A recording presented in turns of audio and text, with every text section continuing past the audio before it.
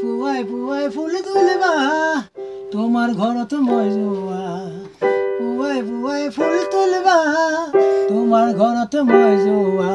ফুল বুলি হাতত ধৰিলো ফুল বুলি হাতত ধৰিলো ফুল বুলি হাতত ধৰিলো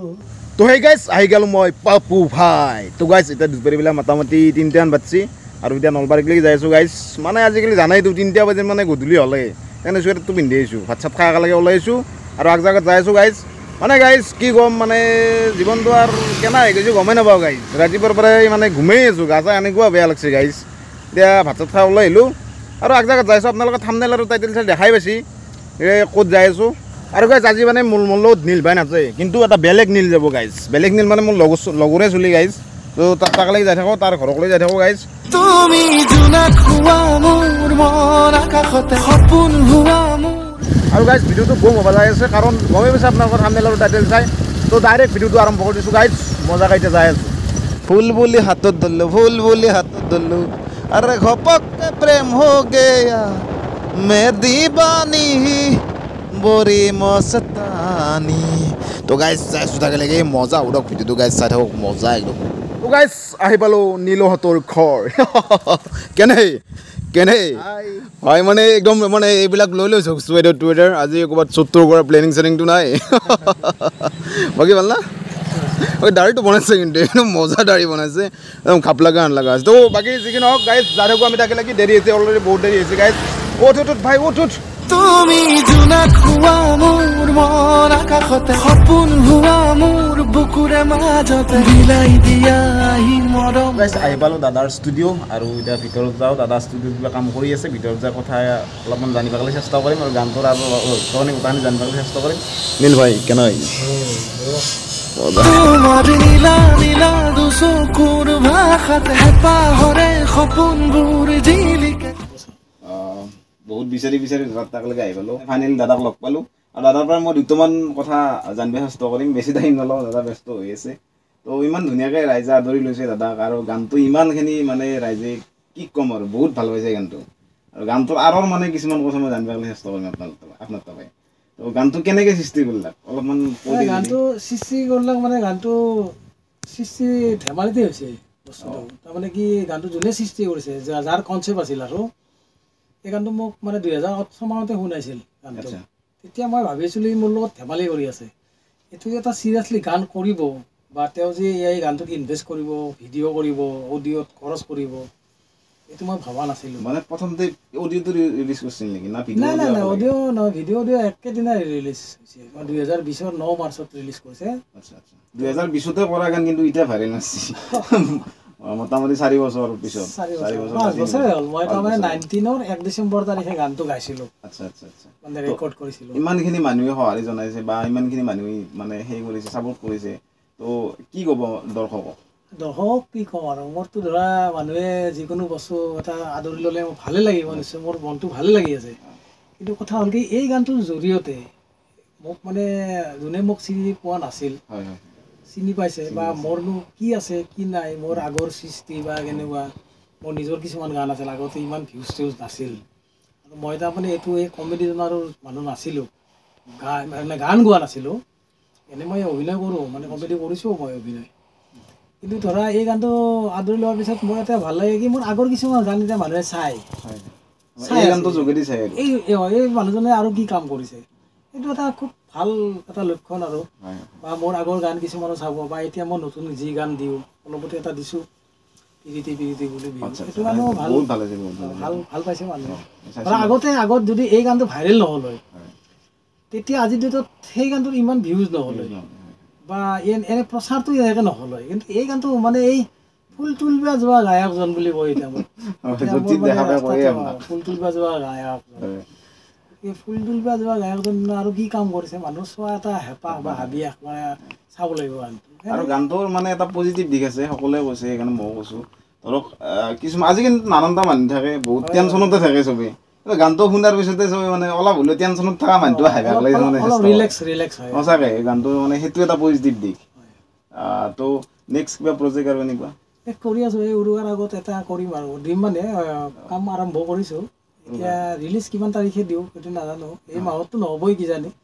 খুব জোৰদাৰ কাম কৰিলে হয়তো হ'ব পাৰে কিন্তু এই মাহত হ'লেও ধৰা উৰুকাৰ আগত হ'ব আৰু মুঠতে বহাগত ষ্টেজ প্ৰগ্ৰেমৰ কিবা কৰিম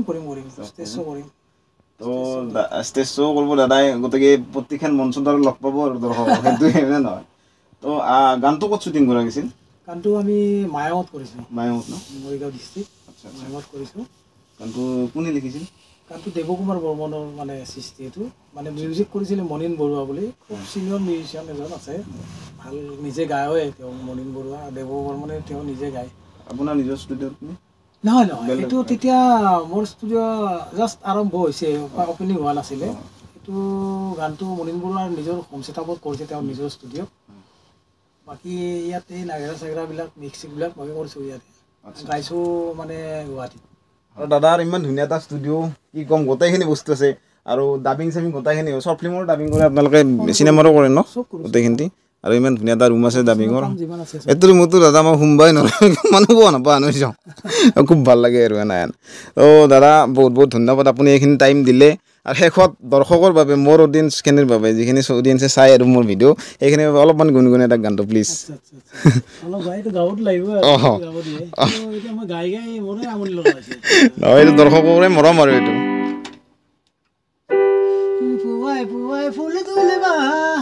তোমাৰ ঘৰত মই যোৱা পুৱাই পুৱাই ফুল তুলিবা তোমাৰ ঘৰত মই যোৱা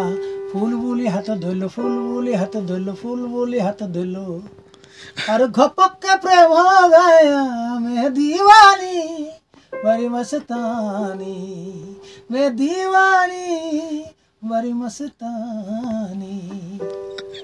দাদাক কিন্তু মানে য'তি দেখা পাই মানুহ চবেই গৈ এই মেদি পানী আহিছে ফুল তুলি আহিছে মই ৰাসত একদিন দেখা পালোঁ আপোনাক এই ষ্টেজত চবেই মানে চিঞৰি আছে ষ্টেজত হেৰি মেলাত অঁ মানে এইখিনিতো আশীৰ্বাদ দৰ্শকৰ আৰু এইখিনিৰ কাৰণে আপুনি ভৱিষ্যতে আৰু ভাল ভাল কাম কৰিব লাগে উৎসাহ হ'ব ন সেইটোৱে তো দাদা আজিৰ কাৰণে বহুত বহুত ধন্যবাদ আজি এইখিনি টাইম দিয়াৰ বাবে পিছত লগ পাম আৰু নিশ্চয় দাদা শুভেচ্ছা থাকিল আগুৱাই যাওক এইখিনি অসমবাসী ৰাইজৰ মৰম সদায় থাকিব আপোনাৰ লগত সেইটোৱে দাদাৰ ৰুম চাওক ইয়াতে মানে ডাবিং হয় গাইছ এইবিলাক যন্ত্ৰ পাতি আছে এণ্ডাল পিন্ধিলৈ মানে ডাবিং চাবিং কৰোঁতে খুব ভাল লাগে আৰু দাদাৰ তাত যদি গান চান ৰেকৰ্ডিং কৰিব আহে আপোনালোকেতো খুব ভাল মানে এটা হেৰি পাব জানেই আপোনালোকে দাদাৰ খুব ধুনীয়া এটা ষ্টুডিঅ' আহি যাব পাৰে আৰু ষ্টুডিঅ'টোত অকল গানৰ কামেই নহয় ডাবিং চাবিং গোটেইখিনি কৰে শ্বৰ্ট ফিল্মৰ হওক গোটেইখিনি কাম কৰে তো আহিব দাদাৰ ষ্টুডিঅ'টোৰ নাম হৈছে সকলোৱে জানেই নিশ্চয় আৰু ইউটিউবতো ষ্টুডিঅ'টোৰ নামেদি এটা চেনেল আছে সপ্তক ষ্টুডিঅ' আৰু ইউটিউবতো দাদা কি আছে কি বুলি ক'লা মোৰ দীপক দাস সপ্তক বুলি আছে দীপক দাস সপ্তক অঁ দীপক দাস সপ্তক বুলি আছে আৰু এড্ৰেছটো কৈ দিয়কচোন একবাৰ এড্ৰেছটো এন টি ৰোড মানে ইন ফ্ৰণ্ট অফ মানে বিশাল মেগামাৰ্ট ওচৰতে বিশালখন আছে হয় নলবাৰী এন টি ৰোড বিশালৰ ফ্ৰণ্টতে আৰু এটা দাদাৰ নাম ক'লে চিনি পাবই সেইটো নলবাৰীত য'তে নকয় ফুল তুলিবা ঘৰত সকলো ক'বই মানে মই মানে ৰাতিপুৱা আজি যোৱাকালি ৰাতিপুৱা মানে সুধিছিলোঁ তাতে এই তাতে পৰঠা খালোঁ এই ফুল তুলিবা যাওঁ যে তেখেতৰ ঘৰ ক'তনো এইটো এখন দেখা ডাইৰেক্ট মানে একদম মানে আৰু কি ক'ম দাদা এনেকুৱা কৈ মানে ফেমাছ তাৰমানে দাদা ষ্টুডিঅ'ৰ পৰা ওলো আৰু খুব ভাল মানুহ একদম মানে কি ক'বা কেনেকৈ লাগছে ভাল লাগছে মানে ইমান ধুনীয়াকৈ কথা পাতিছে সঁচাকৈ বহুত ভদ্ৰ মানুহ বহুত ভাল মানুহ আৰু দাদা এনেকৈ আগুৱাই যাওক তাৰ কাৰণে অসমবাসীয়ে সদায় আশীৰ্বাদ কৰক তাকে কামনা কৰিছোঁ তো গাইজ দাদাক একবাৰ লগ কৰা খুব মন আছিল গানটো কেনেকৈ সৃষ্টি হ'ল সেইখিনি কথা জানিলোঁ আপোনালোকেও জানিলাক এতিয়া যাই থাকোঁ বঢ়িয়াকৈ আমাৰ এটা খানা হ'ব গাইজ মানে খানাটো মানে আমাৰ ষ্টুডিঅ'ৰ মই জানেই আমি কেমেৰা চেমেৰা কাম কৰোঁ আৰু এইফালে আমাৰ নিৰ্ভয় আছে বিশিষ্ট ফটোগ্ৰাফাৰ আৰু আমাৰ আজি মালিকৰ ঘৰত মানে খানা এটাৰ আয়োজন চলিছে আজি ব্ৰইলাৰ হ'ব ব্ৰইলাৰ আৰু মাছ চাছ আছে তো গাইজ চাই থাকক দেখি আছোঁ তুমি জোনাক হোৱা মোৰ মন আকাশতে সপোন হোৱা মোৰ বুকুৰে মাজতে বিলাই দিয়া মৰম আৰু গাইজ নাজাৰা চাওক নাজাৰা দিছ ইজ নলবাৰী আহিবলে আমাৰ খানা খোৱা জেগা অৰ্থাৎ আমাৰ দাদাহঁতৰ ঘৰ তো গাইজ এইফালে আছে আমাৰ দাদা কি খবৰ ভালে নে খানা কিন্তু আজি গুলজাৰ হ'ব লাগিব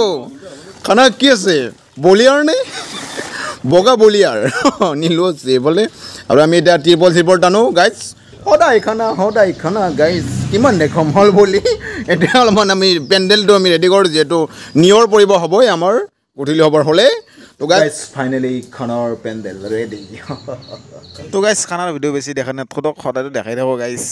চাচিয়ে আগতে আৰু গাইজ বঢ়িয়াকৈ চাহ আহি গ'ল গধূলি একাপ জুতি দিয়া চাহ একদম মানে কি আছে ইয়াতে নাৰিকল দিছে ইয়াতে মিঠৈ দিছে বিস্কুট আছে গাইজ এলে বৌ বনাইছে বৌক এবাৰ উঠাই দিছোঁ কি খবৰ বৌ আৰু এতিয়া আমাৰ খানাৰ ওজন চলি আছে মাংস ব্ৰইলাৰে কেকে আছে গাইজ দক এইফালে খানা চানা হৈ আছে গাইজ আমাৰ খানা একদম মজাকে চলি আছে গাইজ আৰু গাইজ এইফালে আমাৰ মাংস সিজি আছে এবাৰ বঢ়িয়াকৈ মাংস সিজি আছে গাইজ আৰু ৰাজ কেনেকুৱা খবৰ ভালনে মাংসৰ আয়াচটো বেছিকৈ দিব কালা চলা আহিব লাগিব এইফালে আছে আমাৰ বৌ আছে বৌ খানা কিন্তু মজা হ'ব লাগিব দিয়ক এবাৰ ধুনীয়া ধুই আছে আমাৰ ভাইয়ে এইফালে আমাৰ দাদা আছে এবাৰ টচটো মাৰি দিছোঁ হাইয়া তাৰমানে শুনিছে কি আচ্ছা এইফালে ৰেমো আছে আৰু এইফালে ধোৱা ধুই দেখাই নাপায় বাচ্চাটোক হেৰি আছে ভাই আছে আৰু জুই পৰি আছোঁ এটা মজা পৰিৱেশ গাইজ কি সুন্দৰ হ'ব এটা চাওক আপোনালোকে আৰু এইফালে বাবু আছে আজিৰ ভিডিঅ'টো এইখিনিয়ে আছিল যদি ভিডিঅ'টো ভাল পালে তেনেহ'লে লাইক কমেণ্ট ছাবস্ক্ৰাইব শ্বেয়াৰ গোটেইখিনি কৰি দিব গাইজ 1K টো কৰি দিয়ক আৰু নেক্সট ভিডিঅ'টো ধামাকাদাৰ ভিডিঅ' আহি আছে গাইজ তো খানা চানা খাই একদম পুৰা মজা একদম গাইজ তো বাই বাই জয় অসম